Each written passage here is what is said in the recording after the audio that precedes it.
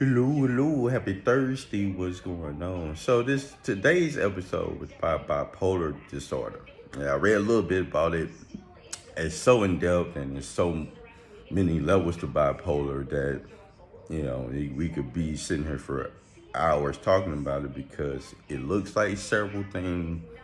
It's a very weird diagnosis, but it's common. It's not uncommon if somebody's dealing with it, but there's levels to it.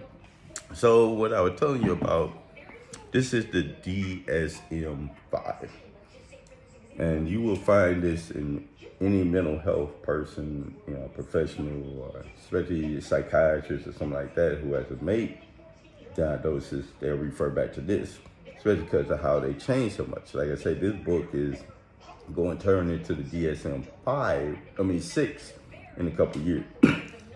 It's APA, which is American Psychiatric Association. I had to write a lot of things in APA format as they have it.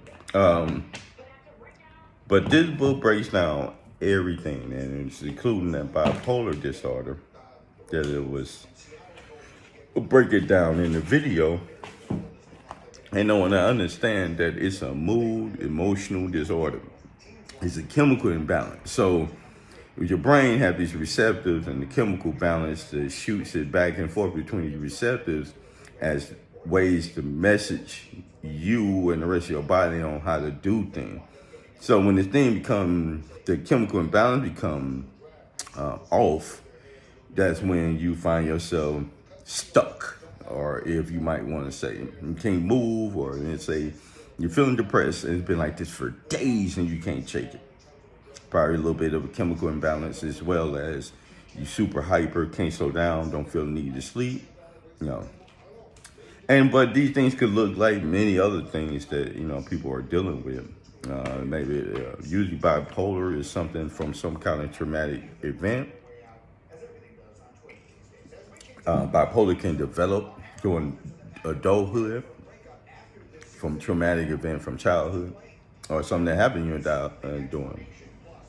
But traumatic events is usually what happened, or something happens, causes person to kind of throw them off if they weren't already kind of born with some kind of chemical deficiency, or where it's not balanced.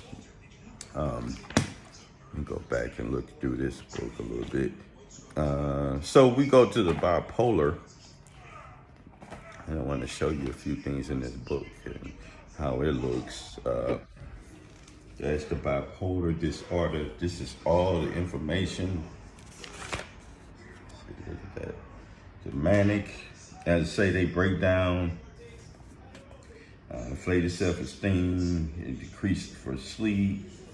Then we go over depression, and this is depressed mood most of the day, nearly every day, indicated by either subject reported feeling empty, hopelessness, observed by others, the people that could tell the difference in you, it diminished value in the things you like, all that good stuff.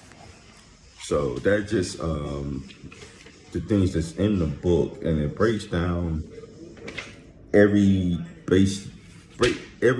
every possible aspect of this bipolar. So that's the main, the depression.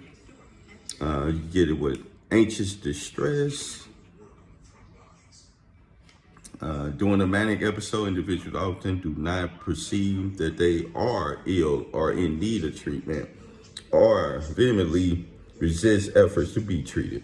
Individuals may change their dress, makeup, or personal appearance to a more sexual, suggestive, flamboyant style. Some perceive a sharper sense of smell, hearing, or vision. Gambling, antisocial behaviors may accompany the manic episode. Some individuals may become hostile, physically threatened to others. When delusional, they may become physically assaultive and suicidal. Mood may shift very rapidly to anger or depression. Depressive symptoms may occur during a manic episode, or if present, may last moments, hours, or more rarely, days, with mixed features. That means somebody with bipolar can bounce back and forth from anger and manic, for days and hours. In a day, they could be, and that's rapid. But that's a very severe case.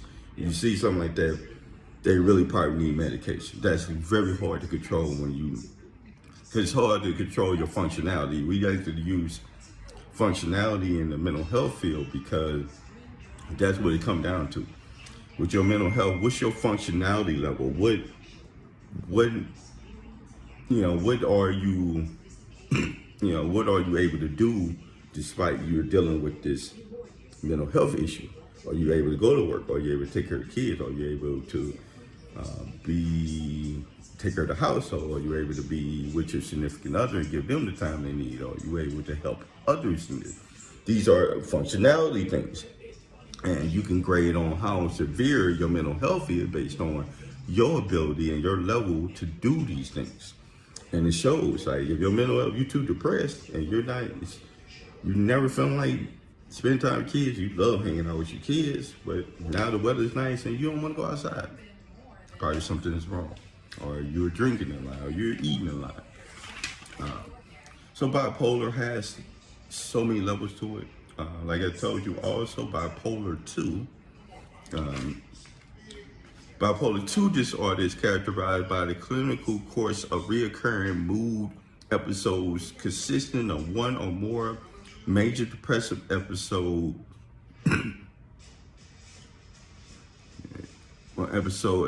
and at least one hypomanic episode. The major depressive episode must last at least 2 weeks. The hypomania must last at least 4 days to meet the diagnostic criteria. During the mood episodes, let me make sure I'm reading this right, 'cause I don't want to mess up on this. But during the mood episode, the requisite number of symptoms must be present most of the day, nearly every day, and represent a noticeable change from usual behavior and functioning. The presence of the manic episode during the course of the illness precludes the diagnosis of bipolar 2 diagnosis. Episodes of substance medication-induced depressive disorder or substance medication-induced bipolar-related disorder, sending the psychological effects of medication. So this is it. The symptoms could get so bad, the coping turns into the coping and using things to kind of mellow you or trying to balance you out. It's a hard thing to do. Bipolar is quite the challenge, depending on how severe it is. You also have what is called like a seasonal bipolar, seasonal depression, which is like bipolar. Meaning, if the sun ain't out, you're not gonna have any kind of energy. Sun out, it's a warm, nice day. The weather could have you up and ready to go. But that has to consistently be that, because we all have them moments. So this is a very, like I say, it's a lot of stuff going on. We have the substance medication-induced bipolar, which is, having an addiction, being on drugs, alcoholic, or whatever it may be, that can induce the mental chemical imbalance.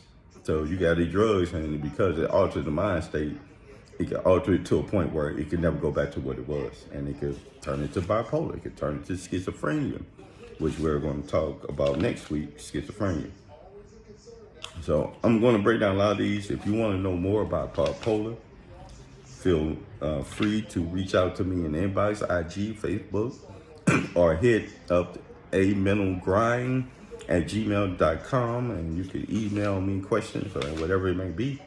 Feel free. But this is what I'm here for, to discuss this, learn about it. This little fabulous book cost me about $200-300, but I'm a mental health professional and it comes in great handy. But I mean, I don't see you needing the necessary. You can Google a lot of this stuff in here. You don't need to pay $300 for the book. like she do this for a living or something. So I wouldn't necessarily suggest it just to be not diagnosed with you, because it's still not going to make you be able to do it like that. So thank you for joining me today. Hopefully I gave you some valuable information about bipolar. If you had any questions, like I say, hit me up, leave a comment. Gotcha. Peace. Have a great day.